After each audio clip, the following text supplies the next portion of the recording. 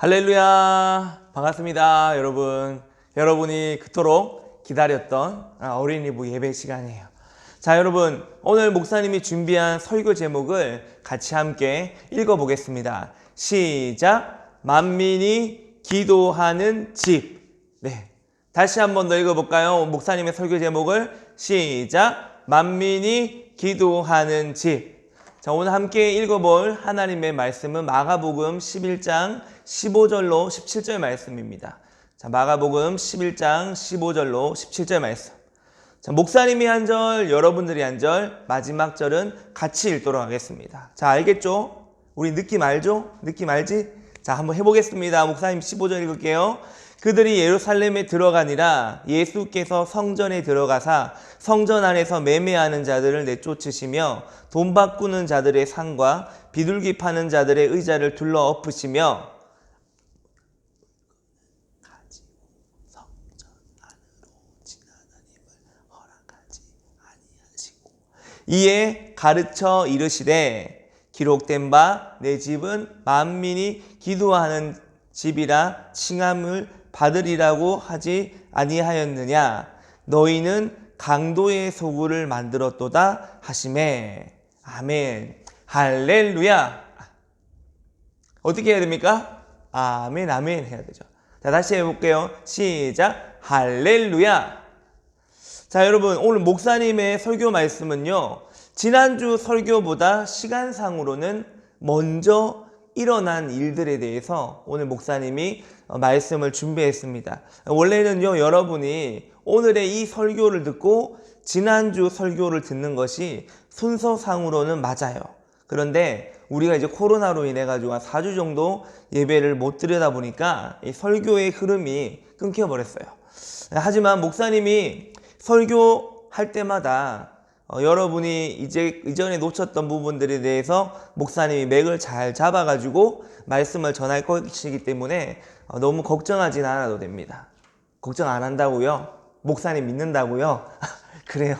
고맙습니다. 자, 여러분, 오늘 본문은요, 예수님께서 유월절을 지키기 위해 예루살렘 성전에 들어가시는 것으로 시작을 합니다. 자, 목사님이 지난주에 유월절의 뜻이 뭐라고 했죠? 기억납니까? 넘고 넘다, 지나가다, 영어로는 패스오버라고 했죠. 예, 성경에서 유월절을 최초로 지키기 시작한 시점은 언제라고 했죠? 바로 애굽에서 일어난 10가지 재앙 중 마지막 재앙, 장자 죽음의 재앙으로부터 시작을 해갖고 유월절 절기를 지키게 되었다. 그렇게 목사님이 지난주에 여러분들에게 알려줬습니다. 자, 기억이 안 나는 친구들은 목사님이 3월 22일 날 설교했던 영상을 참고하면 좋겠습니다. 자, 여러분, 유월절을 지키기 위해 예수님이 예루살렘 성전의 문을 딱 열고 예배하려고 들어갑니다.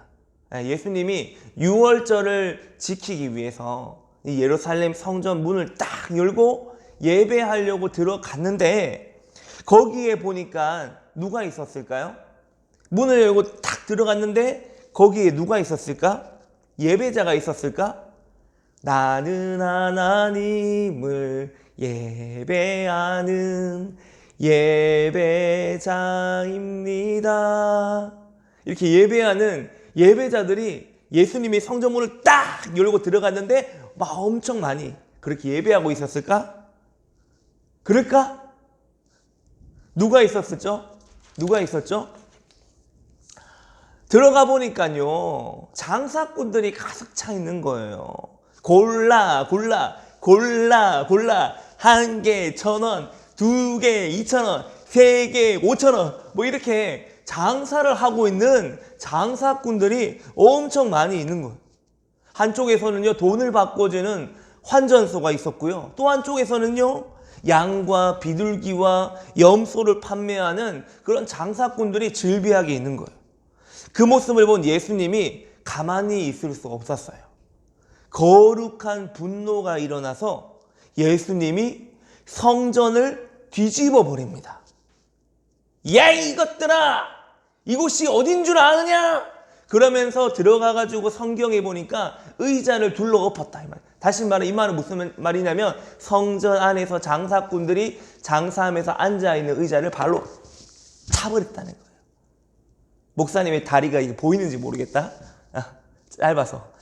아무튼 예수님이 성전문을 열고 딱 들어갔는데 그곳에 예배자가 있는 것이 아니라 장사꾼들이 있어가지고 예수님이 너무 화가 나서 거룩한 분노가 일어나서 성전을 뒤집어 버렸어요. 자, 이것을 조금 어려운 말로 뭐라고 말하냐면 따라해 볼까요? 성전 정화 사건. 성전 정화 사건이라고 합니다. 이 성전을 깨끗이 한 사건이다 라는 말이에요. 자, 어떤 친구는 이렇게 생각할 수도 있을 것 같아요. 목사님, 그래도요 예수님이 화를 내신 것은 실수하신 건 아닙니까? 예수님이 화를 내면 안 되는 거 아니에요? 목사님, 화를 내는 것은 하나님이 미워하시는 죄 아닌가요? 라고 질문할 수도 있다고 생각해요. 여러분들 중에서는. 자, 그렇게 질문할 수 있는 친구들은 아주 똑똑한 친구들. 성경을 좀 관심을 갖고 목사님 설교를 좀 귀 기울여 잘 듣고 있는 친구들은 그런 질문도 할 수 있다고 생각합니다. 자, 그런데 우리가 이 예루살렘 성전이 예루살렘에 살고 있는 이스라엘의 백성들에게 어떤 의미가 있는지 우리가 그걸 알고 있다면, 그걸 안다면 예수님의 이 성전 정화 사건은 결코 과한 행동이 아니라는 거예요. 여러분, 이 예루살렘 성전이요 이스라엘 백성들에게 얼마나 중요한 삶의 중심지가 되는지 여러분이 안다면 예수님이 화내신 것은 그렇게 크게 잘못한 것이 아니라는 거예요. 자, 여러분, 예수님의 분노는 목사님 뭐라고 했어요? 거룩한 분노, 의분이라고 했죠. 이 예루살렘에 있는 이 성전, 예루살렘 성전은 단순하게 그냥 예배만 드리는 장소가 아니에요. 이 예루살렘 성전은요 이스라엘 백성들의 삶의 중심지가 되고 하나님과 만남이 있는 아주 중요한 장소입니다. 이 당시에 이스라엘 백성들은 아직 성령을 받기 이전이기 때문에 이들은 하나님과의 만남을 위해서 어떤 장소가 필요했어요. 이 당시에는. 지금은 하나님의 성령께서 우리 안에 내주하시기 때문에 우리가 어디서든지 주의 이름을 부르고 성령님을 구하면 성령님과 교제할 수 있어요. 근데 이 당시에는 성령님이 오시기 이전이기 때문에 아무 데서나 하나님과 교제할 수 있는 게 아니에요. 어디에서만 교제할 수 있었냐면 성전에서만 교제할 수 있었어요. 그런 의미에서 예루살렘 성전은 이스라엘 백성들에게 하나님과 만남을 이어갈 수 있는 유일한 장소예요. 이게 굉장히 중요한 장소죠. 자, 여러분, 이 사진은요 구약의 이스라엘 백성들이 광야에서 지낼 때 지금 제사장이 성막에서 예배를 드리고 있는 장면입니다. 구약에서는 제사라 불렀고 신약에서는 예배, 똑같은 말이에요. 자, 예배를 드리는 장면인데 출애굽기 25장 22절에 보면요 이때 제사장이 성막에서 하나님께 제사를 드리고 예배를 드리면서 하나님이 어떤 말씀을 하시냐면요 이런 말씀을 합니다. 출애굽기 25장 22절에 보면 이런 말씀을 합니다. 자, 한번 읽어볼까요? 시작. 거기서 내가 너와 만나고. 자, 목사님이 이 25장 내용이 너무 길기 때문에 이 22절 말씀만 잠깐 따갖고 왔는데, 자, 여러분, 거기서라는 단어 있죠. 자, 이 말씀에서 거기서. 이 거기서는 무엇을 의미하는 거예요? 거기가 어딜까? 예? 자, 거기가 어딜까요? 거기는 바로 성전을 말합니다. 성전. 이 성전에서 내가 너와 만나겠다라고 말씀하신 거예요. 이 당시로 말하면 성막이죠. 지성소가 있는 그 성막, 그 안에서 내가 너와 만나겠다라는 말이에요. 자, 그런데 예수님이 유월절을 지키기 위해 지금 예루살렘 성전에 들어가 보니까, 자, 구약에 잘 들어보세요. 자, 출애굽한 이스라엘 백성들이 광야 생활하면서 하나님을 예배했던 장소가 어디였냐면 성막입니다. 근데 이 성막이 다윗이 하나님의 처소가 이 그 당시에 성막에 있는 것, 그것을 보고 너무 초라하게 보인다. 하나님의 성막이 너무 초라하다. 나는 이렇게 백향목궁 좋은 곳에 사는데 하나님의 성전은 저렇게 성막 그런 곳에 있는 것에 대해서 마음의 안타까움을 가져서 다윗이 성전 건축을 하기로 마음을 먹습니다. 그리고 하나님께서 다윗에게 성전 건축하고자 하는 것을 허락을 하셨지만 나단 선지자가 허락을 하지만 하나님께서 다윗이 피를 많이 흘려서 성전 건축을 다윗이 하는 것이 아니라 그 아들 솔로몬이 하게끔 허락을 하세요. 그래서 이제 솔로몬이 성막이 아닌 성전을 건축합니다.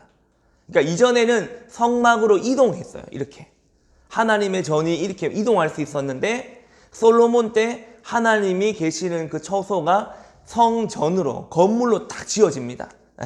지어집니다. 그래서 이제 성막이 성전이 되었어요.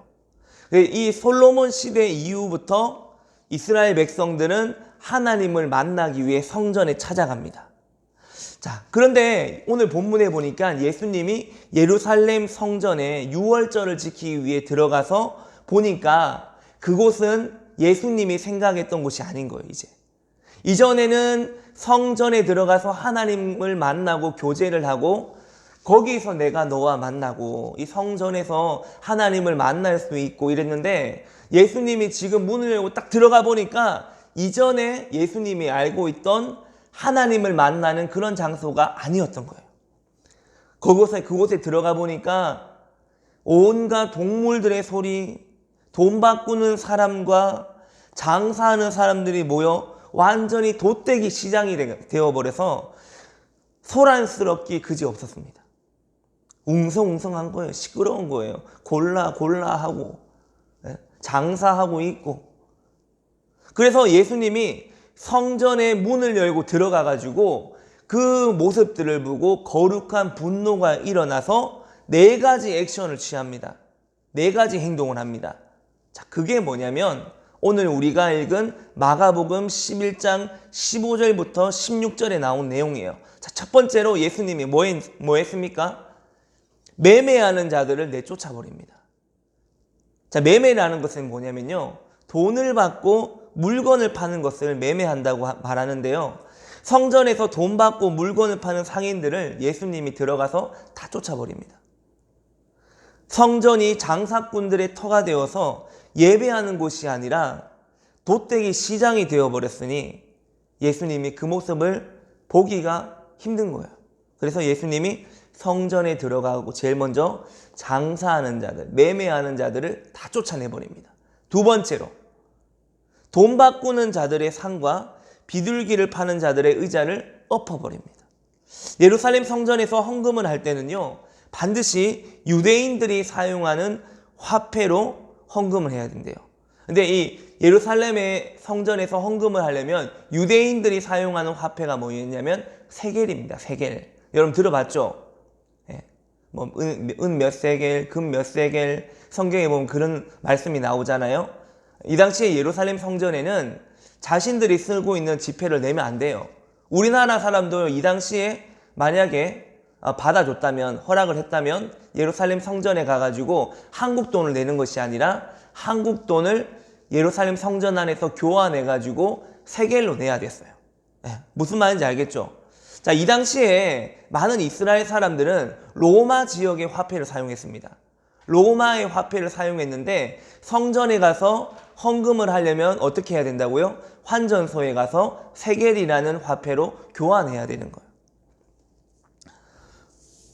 그런데 예수님이 이제 그 안에 들어가서 보니까 환전소, 또 비둘기를 판매하는 자들의 상과 의자를 엎어버립니다. 그게 두 번째. 세 번째, 물건을 가지고 성전 안으로 지나다니지 못하게 하셨어요. 자, 더 이상 성전 안에 잡상인들이 출입하지 못하게 했다는 거예요. 자, 목사님이 얼마 전에요, 자, 운전을 했어요. 왕복 8차선이 되는 아주 큰 도로였어요. 아주 큰 도로를 달리다가 신호등에서 빨간불이 들어오면 어떻게 돼요? 빨간불이 들어오면 멈춰야 되죠. 자, 목사님이 큰 도로에서 운전하다가 빨간불이 들어와가지고 멈췄어요. 근데 멈춰 있으니까요, 저기 구석에서 어떤 아저씨가요, 아이스크림을 막 들고 나와요. 저기 구석에서 어떤 아저씨가요, 맛밤을 들고, 밤 알죠? 맛밤을 들고 나와가지고 차들마다 똑똑하면서 하나씩 맛도 보여주고 판매도 막 하는 그런 장면을 목사님이 본 적이 있어요. 여러분 잘 생각해 보세요. 왕복 8차선 도로예요. 차도예요. 차도는 자동차가 달리는 곳이에요. 그죠? 그곳은 사람이 다니는 곳이 아니에요. 사람은 횡단보도를 지나거나 육교를 지나거나 지하도로 지나가야 돼요. 그죠? 근데 그 차도에 빨간불이 들어오니까 아이스크림 파는 아저씨, 맛밤 파는 아저씨가 그걸 들고 나와갖고 창문을 똑똑하면서 판매를 하는 거예요. 그리고 경찰 아저씨가 단속 나오면 아저씨들은 철수하고 도망을 갑니다. 여러분, 일종의 그런 거라고 생각하면 되겠어요. 예수님이 세 번째로 액션을 취한 것, 물건을 가지고 성전 안으로 지나다니지 못하게 하셨다는 건 뭐냐면 더 이상 잡상인들이 성전 안에 출입하지 못하게 했다는 거예요. 자, 그리고 네 번째로 뭐냐면 사람들에게 성전에 대해서 가르치시면서 성전을 강도의 소굴로 만든 종교 지도자들을 책망하셨다. 자, 강도의 소굴을 만든 종교 지도자들을 책망하셨다는 거예요.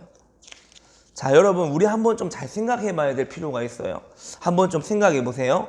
자, 여러분, 성전은 누가 지키고 있냐면 당시에 제사장들이 지키고 있습니다. 지금으로 말하면 교회는 누가 지켜요? 목사님이 지키고 있어요. 그렇죠? 목사님 집도 교회 안에 있잖아요. 아무튼 자, 이 당시에 성전은 누가 지키고 있냐면 제사장들이 지켜요. 종교 지도자들, 제사장들이 지키는데 제사장들이 지키고 관리하고 있는 성전에 장사꾼들이 들어왔어요. 어떻게 들어왔을까? 어떻게 들어왔을까? 그냥 걸어 들어왔을까? 그게 아니에요. 그게 아니고 원래는 성전 안에 장사를 못해요. 어떻게 들어왔을까? 바로 장사꾼들이 종교 지도자인 당시의 제사장들에게 로비를 한 겁니다. 여러분, 로비가 뭔지 알아요? 뒤에서 돈 주고 사람들한테 돈을 찔러준 거예요. 돈을 찔러준 거. 종교 지도자에게 돈을 찔러줘가지고 내가 성전에 들어가서 장사하게 해주세요. 그리고 내가 장사해서 수입의 몇 프로를 당신에게 드리겠습니다. 뭐 이런 식으로 서로 이렇게 로비를 한 거예요. 트라이를 본 거죠. 그게 다시 말하면 이 당시에 예루살렘 성전이 얼마나 타락했는지를 볼 수 있는 거예요. 여러분, 목사님들은 정직해야 돼요. 종교 지도자들은 정직해야 됩니다. 그런데 이 당시에 종교 지도자들은 돈에 눈이 멀어가지고 정직하지 않았어요. 성전을 장사꾼들의 소굴이 되게 만들었습니다. 강도의 소굴이 되게 만들었어요. 그래서 예수님이 종교 지도자들을 책망하게 된 겁니다. 여러분, 예수님께서 이 네 가지 액션을 다 취하시고 예수님이 성전이 어떤 곳인지를 분명하게 알려줍니다. 한번 따라해 볼까요? 내 집은 만민이 기도하는 집이다. 자, 따라해 볼까요? 다시 한번. 내 집은 만민이 기도하는 집이다. 자, 여러분 오늘 본문 마가복음 11장 17절에 보면 내 집은 만민이 기도하는 집이야 라고 예수님이 선포하셨는데 다시금 성전이 모든 사람들이 만민이라고 했죠. 만민, 모든 사람들, 유대인이든 이방인이든지 간에 모든 사람들이 기도하는 집이 되는 성전의 본연의 기능을 예수님이 회복하시는 장면이 바로 이 장면이에요. 야! 성전은 원래 기도하는 곳이야. 장사하는 곳이 아니고 성전은 원래 기도하는 곳이야. 예수님이 아주 놀라운 진리를 선포하신 겁니다. 여러분, 성전은요, 장사하는 데가 아니에요. 성전은 본래 만민이 기도하는 집이에요. 교회는요, 항상 모든 사람들이 기도할 수 있도록 열려져 있어야 됩니다. 그래서 우리 교회가 기도의 집 사역을 하는 거예요. 기도의 집 사역. 그리고 우리 어린이부도 기도의 집 사역을 하기 위해서 우리가 작년까지 기도의 집 합창단도 했죠. 올해도 이제 기도의 집 합창단을 목사님이 이맘때쯤에 오픈해야 되는데 지금 여러분 아시다시피 코로나로 인해 가지고 뭐 어떤 사역도 지금 모이는 사역을 하기가 좀 어려운 상황이 있어요. 그러나 이것이 빨리 종식이 되면 목사님은 기도의 집 사역도 할 거고 합창단을 또 만들어낼 거고 또 우리가 새날 숲돌이도 빨리 해야 돼요. 열심히 또 운동도 하고 축구도 하고 교회에 오는 것이 즐겁고 재밌도록 그렇게 목사님이 만들어 가고 싶어요. 그렇게 할 거고 그래서 목사님도 빨리 계약하는 걸 지금 기다리고 있습니다. 여러분이 교회에 오는 것을 목사님 기다리고 있어요. 자, 여러분 기도의 집 사역을 하는 것은요 하나님이 원하시는 거고 이게 사실은 교회의 본질이거든요. 교회가 기도의 집이 되는 거. 그리고 교회가 기도의 집이 되는 것은 하나님이 교회에 심어놓은 DNA예요. 그래서 예수님이 성전을 깨끗하게 하신 것은 성전에서의 예배와 기도가 온전히 회복되게 하기 위해서였습니다. 그러니까 그전에는 성전 안에 온전한 예배와 기도가 없었다는 거예요. 예수님이 예루살렘 성전 문을 열기 전까지는 없었다는 겁니다. 자, 여러분, 우리가 불과 얼마 전까지 예배를 드렸어요. 같이. 우리가 어디서 예배 드렸죠? 바로 지금 화면에 보이는 이곳이 어디예요? 무지개홀이에요.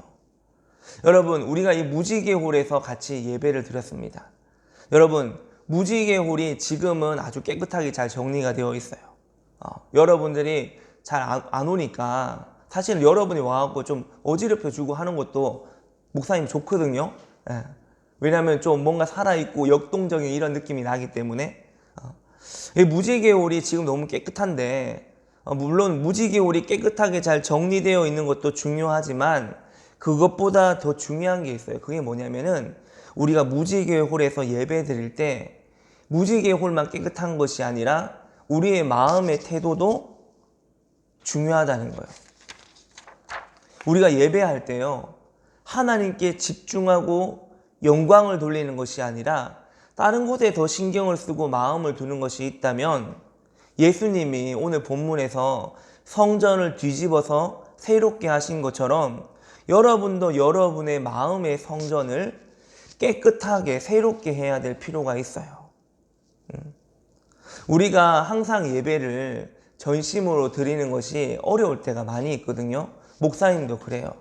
어떤 날에는 정말 예배가 뜨겁고 정말 하나님께 올인할 수 있고 정말 하나님이 가까이 느껴지는 그런 예배를 드릴 때도 있지만 어떨 때 예배하다 보면요 마음속에 잡생각이 너무 많이 나요. 집에 가스레인지에 불 올려놓고 오진 않았는가? 뭐 그런 생각들, 아까 전에 차 시동 끄고 내가 문을 잠궜는가? 뭐 이런 생각들, 이런 잡다한 생각들이 많이 들 때가 있어요. 그럴 때 여러분 우리가 오늘 이 본문을 기억하고 우리의 마음을 새롭게 정화를 시켜야 되는 거예요. 예수님이 예루살렘 성전을 정화한 것처럼 우리의 마음을 정화시킬 수 있기를 바랍니다. 여러분 예배할 때 잡생각들이 많이 나고 우리가 하나님을 바라보지 못하게 하는 것들은 하나님이 결코 기뻐하시는 것들이 아니에요. 예배할 때도 우리가 간절하게, 기도할 때도 간절하게, 말씀 들을 때도 하나님의 음성을 듣는다고 믿고 간절하게 그 말씀을 들어야 돼요. 여러분이 어디에서 예배하든지 간에 간절한 마음으로 예배하는 예배자가 될 수 있길 예수님의 이름으로 축원합니다. 여러분 영상을 보고 있는 순간에도 여러분이 간절한 마음으로 말씀을 받고 또 어른 예배 와서 예배하는 친구들, 그 친구들도 간절한 마음으로 말씀을 받고 또 지금 목사님이 녹화하는 이 영상을 보는 친구들도 간절한 마음으로 말씀을 받을 수 있고 그렇게 예배할 수 있기를 축원합니다.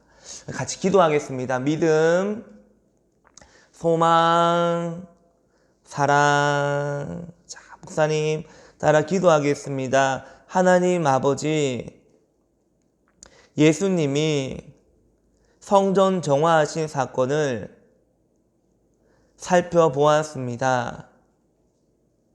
우리 마음에 하나님이 기뻐하시지 않는 말과 생각과 행동들이 있다면 우리 마음을 깨끗하게 정화시켜 주세요. 그래서 하나님이 기뻐하시는 예배자가 되게 해주세요. 예수님의 이름으로 기도드립니다. 아멘. 이제는 우리 주 예수 그리스도의 크신 은혜와 하나님 아버지의 극진하신 사랑하심과 성령님의 감화 감동 교통 충만하심이 예수님이 예루살렘 성전을 정화시킨 것과 같이 우리의 마음을 깨끗하게 하길 원하는, 우리의 마음을 하나님만 온전히 바라보기를 원하는 그런 마음의 소원이 있는 모든 친구들과 우리 교사들 머리 위에 지금부터 영원까지 함께 하시기를 간절히 축원하옵나이다. 아멘.